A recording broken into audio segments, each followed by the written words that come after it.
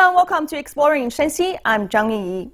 More than 300 years ago, Shanxi established a century-old relationship with Wuyi Mountain, a tea-producing area in Fujian, and created the 10,000-kilometer tea route that spans across Europe and Asia.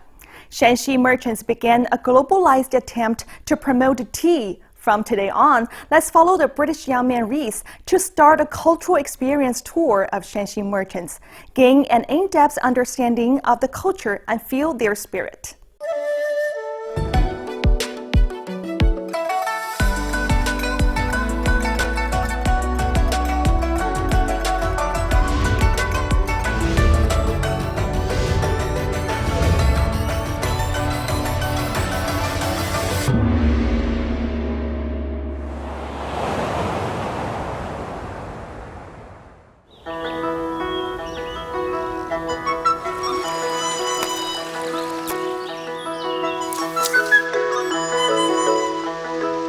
This was a really interesting experience. Obviously, tea is very widely enjoyed in the UK, and yet I never gave a great deal of thought to where it might come from.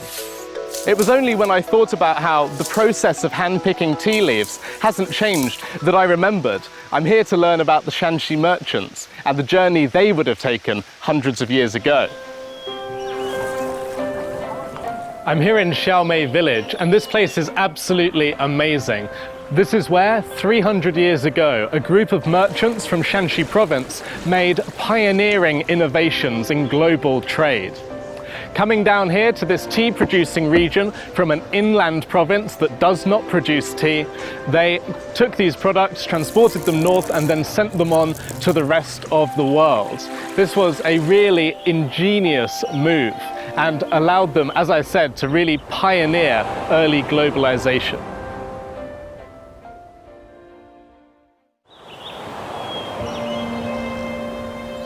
This is the starting point of the Wanli Chadao, or the 10,000-kilometer tea route.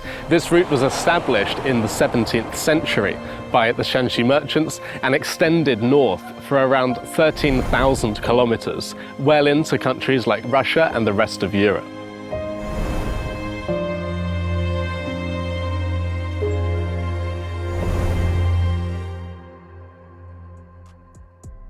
This is 第一个，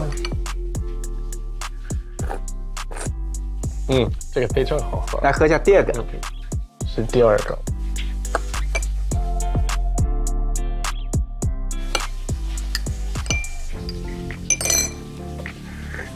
这个好串儿。几百年前，我祖上就和山西晋商做生意了。那当年夏梅它是一个茶市。那山西的茶商来这选茶的时候，那我们周家就把上好的岩茶的茶样放在这个样柜当中，那他们呢就从这样柜当中在这里试喝，喝中完以后，他就是下单，然后把样品带走。Mr. Zhou was really excited to share the stories of the ShanXi merchants with me. These processes haven't changed for hundreds of years, so I really felt like I was doing exactly what the ShanXi merchants would have been doing 300 years before.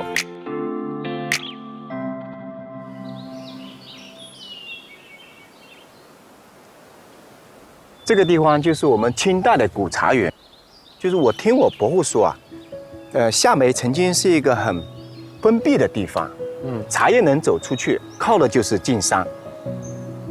The Jinglong Wharf by the banks of the Meiji River over the years has witnessed a great deal. First of all, the hard work of the ShanXi merchants, and subsequently the prosperity that work brought here to Meizhuan village. This is where, hundreds of years ago, boxes of tea would start on their long journey, travelling along the tea road to every corner of the world, where they would have set off on small boats transporting their tea. I'm reminded of many of the other great explorers from history. The UK also has a long history in this time period of sailors leaving for many, many months or years at a time. And we associate that with a kind of nobility or a kind of courage. I'm reminded also of the likes of Marco Polo or Christopher Columbus. I think the story of the ShanXi merchants is less well known than all of these, and that's why I think it's really important to visit these places and really give some thought to the tremendous journeys they undertook, covering great distances at great cost to themselves and indeed great danger.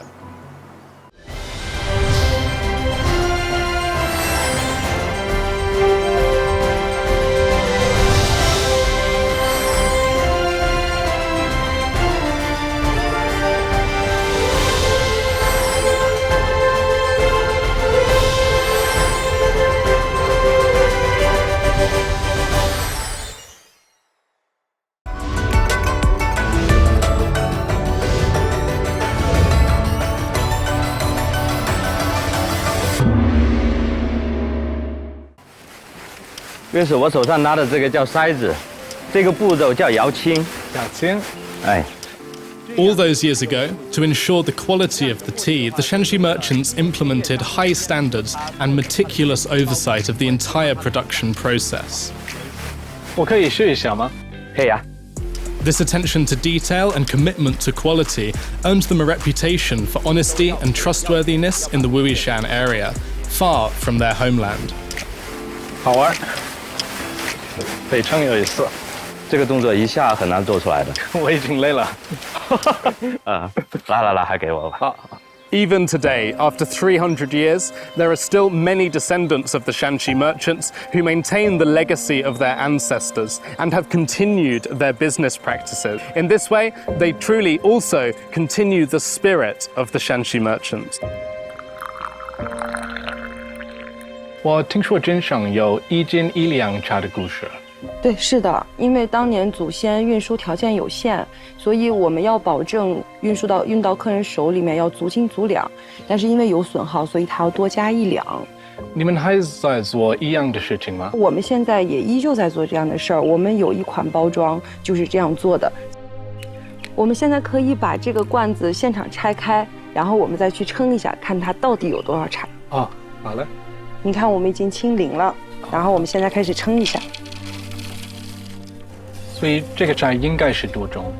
它应该是125克，再加要大于125克。你看，已经140克，超过125克了。所以这个就是我们经商1斤1两茶的故事得来的。作为经商的后裔呢，我希望能够像祖先一样，向国际贸易方向去发展。真了不起。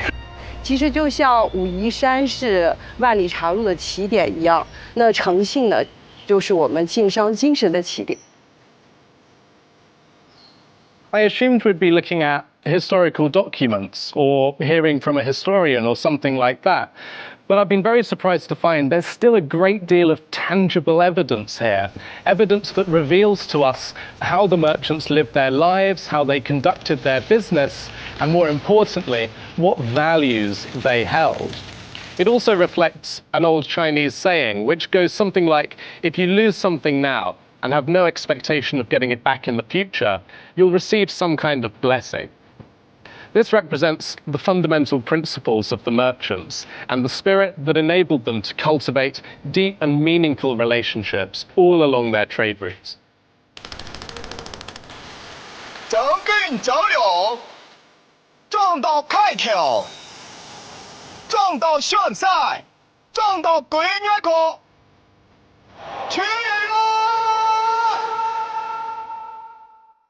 That's all for today's Exploring ShanXi. Before we go, don't forget to scan the QR code below to watch previous videos